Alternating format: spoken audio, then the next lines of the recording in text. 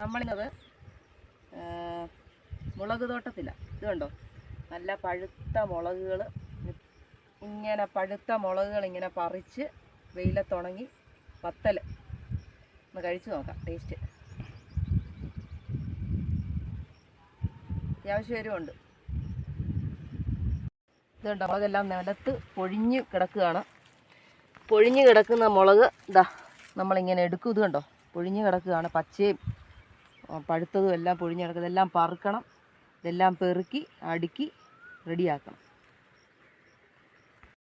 Hello guys, ഇത് കണ്ടോ വെള്ളം ഇങ്ങനെ നമ്മുടെ മുളകിൻ്റെ തോട്ടത്തിലേക്ക് ഞങ്ങളിപ്പോൾ വിട്ടുകൊണ്ടിരിക്കുകയാണ്. നല്ല കണ്ണുനീർത്തുള്ളി പോലെ വെള്ളം, കൊതിയാകുന്നു കുളിക്കാൻ. നല്ല രസമാണ്.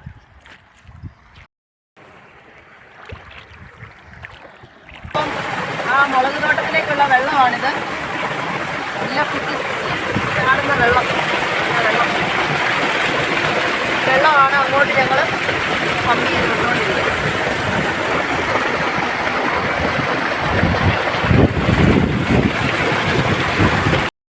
വത്തലെല്ലാം ഉണക്കാനിട്ടേക്കുവാണ്. നല്ലപോലെ പാടി 2-3 ദിവസത്തിനുള്ളിൽ നല്ല ഉണങ്ങി റെഡിയാവും. ഹലോ ഗൈസ്, ഞാനിപ്പോൾ നിൽക്കുന്നത്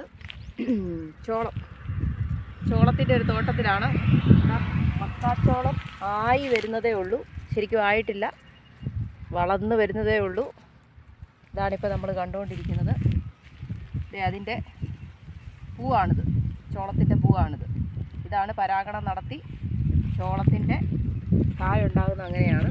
ഇത് ചെറുതേ ഉള്ളൂ, നമുക്ക് കാണുന്നത് ഇവിടെ എല്ലാം ഉണ്ട്, വളർന്നു വന്നിപ്പോൾ ഉണ്ട്. ഇനി ഒരു 2-3 മാസവും കൂടെ കഴിയുമ്പോഴത്തേക്കിനും വിളവെടുപ്പിനുള്ള സമയമാകും. ഇതാണ് മക്കച്ചോളം.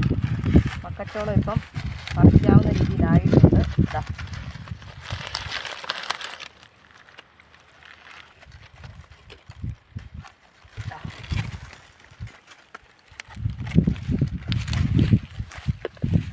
സൂപ്പർ.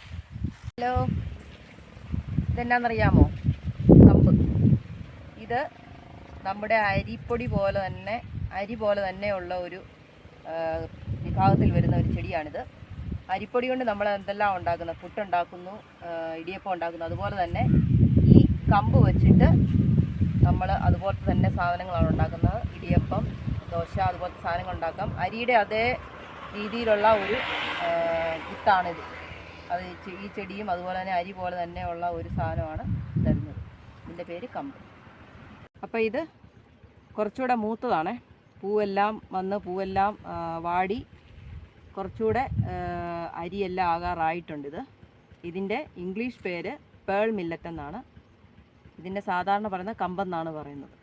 പേൾ മില്ലറ്റ് എന്നാണ് ഇതിൻ്റെ ഇംഗ്ലീഷ് പേര്. അപ്പോൾ ഇതിൻ്റെ ഒരു തോട്ടമാണ് നമ്മളിപ്പോൾ കണ്ടുകൊണ്ടിരിക്കുന്നത്. മൊത്തം പച്ചപ്പാണ്. ഇത് ഉണങ്ങിക്കഴിയുമ്പോഴാണ് നമ്മളിതെല്ലാം കട്ട് ചെയ്തെടുക്കുന്നത്. ഇപ്പം അതിൻ്റെ യങ് സ്റ്റേജാണ്, ചെറുപ്പമാണ് നിൽക്കുന്നത്.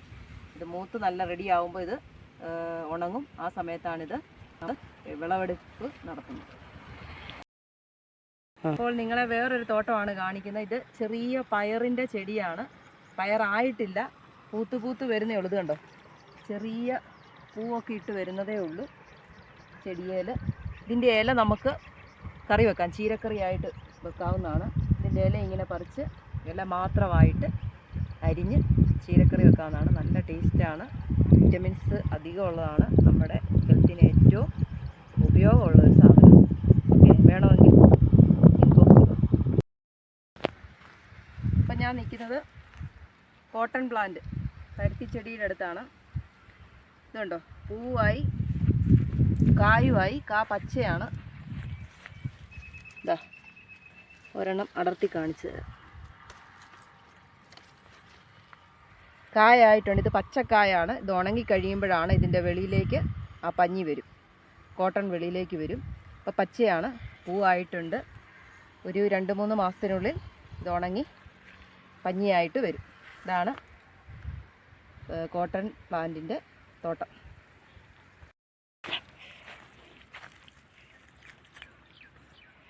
ഇതാണ് നിലക്കടല. ചെറിയ പൂവായിട്ടേ ഉള്ളൂ. കുറച്ച് 2-3 മാസം കഴിയുമ്പോൾ ഇതിൻ്റെ വേരിൽ കടല വരും. നിലക്കടല. അപ്പോൾ നെല്ലാണിത്. ഞാറ് നട്ടിരിക്കുകയാണ്. ഒരു ഏക്കറോളം ഉണ്ട്. ഇതുണ്ടോ, ഞാറ് നട്ടിട്ടേ ഉള്ളൂ.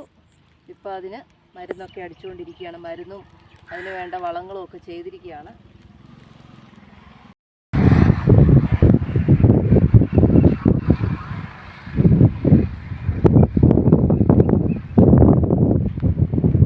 മുല്ലത്തോട്ടം, നല്ല മുല്ലപ്പൂവിൻ്റെ മണം.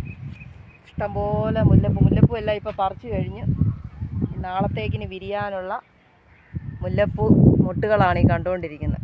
ഇഷ്ടംപോലെയുണ്ട്. നല്ല മുല്ലത്തോട്ടമാണ്. നല്ല മുല്ല എല്ലാം വെട്ടി നിർത്തിയേക്കുവാണ്. മൊത്തം നാളത്തേക്കിനുള്ള മൊട്ടുകളെല്ലാം ഉണ്ട്. ഇന്നത്തേക്കിനുള്ളതെല്ലാം പറിച്ചു, രാവിലെ തന്നെ പറിക്കും. പൂവെല്ലാം രാവിലെ തന്നെ സെയിലായിപ്പോവും. ഇനി നാളത്തേക്കിനുള്ള മൊട്ടുകളാണ് ഈ കാണുന്നത്. അവിടെ ഇവിടെയൊക്കെ ആയിട്ട് ചെറിയ പൂക്കളുണ്ട്. ഇത് ഒറ്റമുല്ലയാണ്, കട്ടമുല്ലയല്ല, ഇത് ഒറ്റമുല്ലയാണ്. കട്ടമുല്ലയ്ക്ക് കാട്ടിലും നല്ല മണമുള്ളത് ഒറ്റമുല്ലയ്ക്കാണ്. ഇത് കണ്ടോ, കണ്ണ് കിട്ടാതിരിക്കാൻ വേണ്ടി ഒരു ചട്ടിയേൽ പുള്ളി പോലൊക്കെ വെച്ചിരിക്കുകയാണ്. കണ്ണ് കിട്ടരുതല്ലോ. ഇഷ്ടംപോലെ പൂക്കളൊക്കെയുള്ള തോട്ടമാണ്. അങ്ങനെ സൂക്ഷിച്ച് പരിപാലിച്ച് കൊണ്ടുപോവുകയാണ്. ഇതിൻ്റെ പേരാണ് അഗസ്തിച്ചീര. ഇത് പൊതുവെ ആടിനാണ് കൊടുക്കുന്നത്. മനുഷ്യർക്കും കഴിക്കാം. ഇത് കണ്ടോ, തളിരിലകൾ കണ്ടോ. ഈ തളിരിലകളാണ് പറിച്ച് മനുഷ്യൻ കറി വെക്കും. നമുക്ക് കറി വെച്ച് കഴിക്കാവുന്നതാണ്. ചീരക്കറി പോലെ കറി വെച്ച് കഴിക്കാം.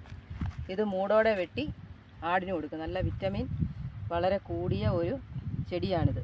ഇത് ധാരാളം ഇപ്പം വളർത്തുന്നുണ്ട്. എന്തിനാണെന്ന് വെച്ചാൽ പ്രധാനമായിട്ടും ആടിനും പിന്നെ മനുഷ്യനും. ഇത് ഔഷധമാണെന്നാണ് പറയുന്നത്. മനുഷ്യൻ കഴിച്ചാലും ആട് കഴിച്ചാലും നല്ല ഔഷധമാണ്. നമ്മുടെ ശരീരത്തിനൊക്കെ നല്ല ഗുണം ചെയ്യുന്ന ഒരു ഔഷധ ചെടിയാണ് അഗസ്ത്യചീര. Okay, hi guys. അപ്പോൾ നമുക്ക് മറ്റൊരു വീഡിയോയിലൂടെ വീണ്ടും കാണാം. വീണ്ടും കാണും വരേക്കും ബൈ ബൈ.